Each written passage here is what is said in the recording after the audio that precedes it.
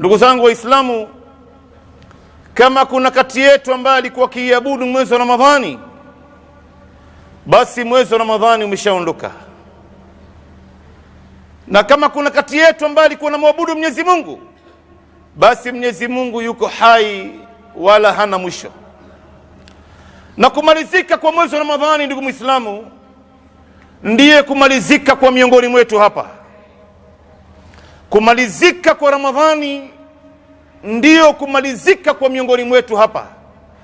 Na sisi wengine Ramadhani imemalizika, ndiye tunaagana tena Waislamu. Si kwamba tunaagana kwa maana ya kwamba kuna watu wataacha yale mazuri ambao walikuwa wanayafanya katika mwezi wa Ramadhani na watarudi katika hali yao mbaya ambao walikuwa nayo kabla Ramadhani haijaanza. Hatuagani katika msingi huo tu.